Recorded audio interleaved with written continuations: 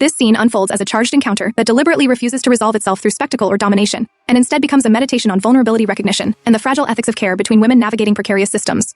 The opening confrontation establishes fear and urgency, yet quickly subverts expectations by allowing conversation to interrupt threat and transform it into a negotiation of humanity. Jada's character enters with practiced confidence shaped by survival instincts and hard-earned knowledge, while Adriana's character arrives carrying the tremor of inexperienced shame and the rawness of someone pushed into risk by abandonment and economic precarity. Rather than framing their meeting as predator and prey, the scene patiently reorients the power dynamic toward mutual seeing, where each woman recognizes pieces of herself in the other's desperation. This recognition is the emotional engine of the sequence, and it resonates deeply with lesbian and queer women who often experience connection through moments of crisis, where social roles temporarily loosen and honesty becomes possible. The dialogue's gradual shift from confrontation to shared storytelling emphasizes how intimacy between women frequently emerges through listening rather than conquest, and through the careful exchange of personal histories that validate survival strategies without glamorizing harm. Jada's measured tone and grounded presence function as a form of mentorship, not rooted in authority, but in empathy, signaling how queer communities often transmit knowledge through informal care networks rather than institutional protection. Adriana's vulnerability is not portrayed as weakness, but as the beginning of self-recognition, where fear is named and therefore shared. The scene underscores how women are conditioned to explain themselves, justify their needs, and negotiate safety even in moments of acute danger, a reality that queer women know intimately because their relationships are often scrutinized and misunderstood. As Adriana explains her history of displacement and disappointment, the film resists caricature and instead frames her story as emblematic of broader patterns, in which women are economically trapped by relationships that promise stability but deliver erasure. Jada's response does not minimize this pain, nor does it offer easy rescue. Instead, it models a quiet ethic of care that acknowledges limits while still refusing indifference. This restraint is crucial because it avoids turning compassion into saviorism, and instead honors autonomy and mutual responsibility. The offer to share resources becomes symbolic rather than transactional, representing an alternative to the zero-sum logic that governs the world they inhabit. In queer readings, this gesture echoes chosen family practices where survival is collective, and where sharing is an assertion of belonging.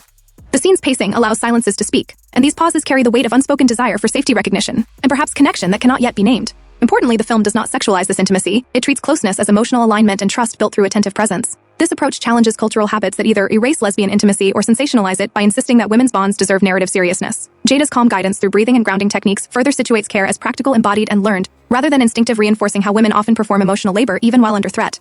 For queer viewers, this moment reflects the exhausting expectation to remain composed, legible, and nurturing in order to be taken seriously. Adriana's relief is tentative and incomplete, reminding us that healing is not instantaneous and that trust is a process.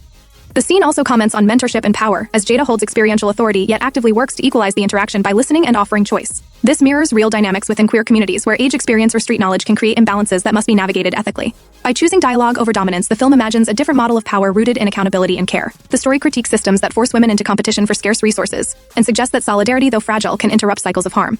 The emotional arc from threat to cautious alliance illustrates how queer women often learn to read safety in micro-cues, tone pacing, and willingness to listen, rather than in formal assurances. The scene's domestic details, food-breathing stories of work, evoke ordinary life intruding upon danger, and this ordinariness grounds the connection in realism.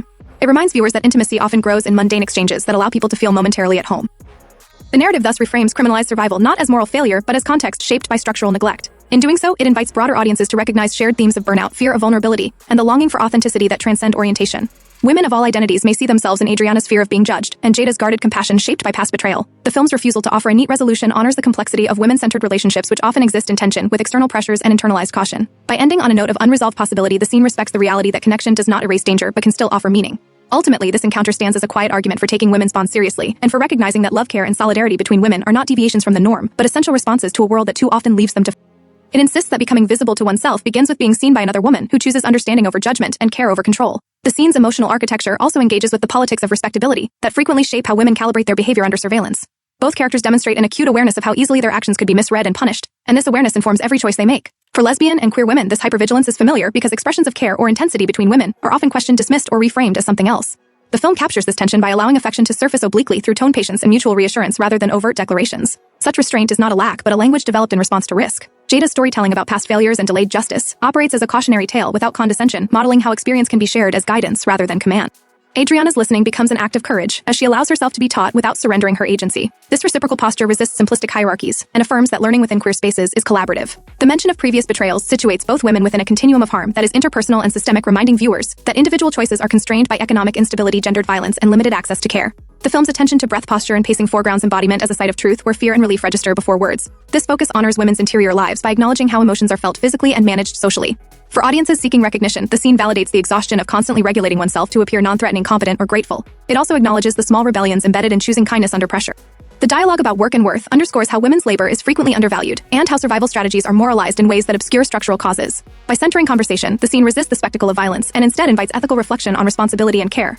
The offer to figure something out together signals hope without fantasy, suggesting that solidarity is a practice rather than a promise. In queer cultural terms, this echoes the slow work of building trust networks that sustain people through instability. The scene's quietness is itself a political stance, insisting that seriousness does not require noise. It asks viewers to listen closely and to respect the intelligence of women who navigate danger with discernment. By framing connection as a choice made under constraint, the film honors agency while acknowledging limits. This balance prevents romanticization and keeps the focus on truth.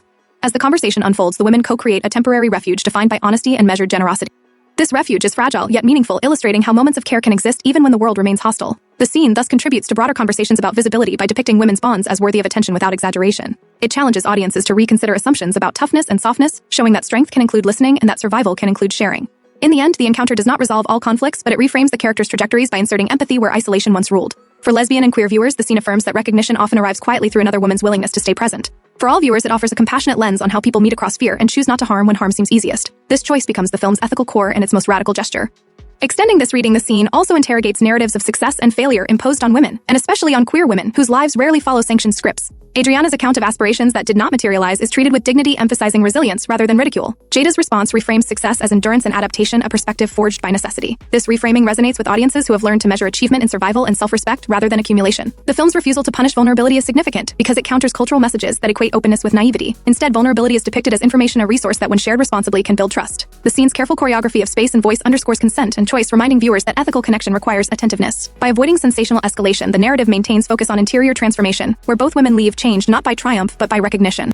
This transformation aligns with queer storytelling traditions that privilege process over payoff. The film thus positions women's relationships as sites of moral inquiry, where decisions are weighed with care. In doing so, it resists the erasure of lesbian intimacy by presenting it as thoughtful and consequential. The scene invites audiences to value moments that do not announce themselves as milestones, yet quietly alter paths. It suggests that becoming visible is not a single revelation, but a series of choices to meet another person with honesty. Through this lens, the encounter stands as an emblem of quiet resilience, demonstrating how women craft meaning within constraints and how care can interrupt cycles of harm without claiming to solve everything. Such storytelling honors the lived realities of women in queer communities who persist through uncertainty by choosing connection when possible and restraint when necessary. Finally, the scene's ethical restraint serves as a critique of audiences conditioned to expect spectacle. By trusting viewers to find significance in conversation and breath, the film affirms women's interiority as cinematic. This affirmation matters because it counters histories of marginalization that render women's bonds invisible. The encounter becomes a lesson in seeing value where society looks away and in honoring care as an act of courage. In its quiet insistence on dignity, the scene leaves a lasting impression that lingers beyond resolution, inviting reflection rather than consumption. It asks us to slow down to notice how trust is built word by word and how generosity can emerge amid fear. For queer women especially, this patience mirrors lived strategies of survival. The film thereby contributes a humane vision of solidarity grounded in realism, compassion, and respect. Such a vision refuses easy catharsis and instead honors continuity. It suggests that care does not end conflict, but changes its terms. By centering women's voices, the scene argues for attention as a form of justice and for listening as a practice of love. This ethic speaks across differences, reminding viewers that survival is communal. In witnessing these women meet with honesty, the audience is invited to imagine a world where recognition is possible even in the margins. The scene closes by trusting ambiguity and affirming that tenderness can coexist with danger. That trust is its gift and its challenge to those willing to receive it. It endures as a testament to quiet courage shared between women.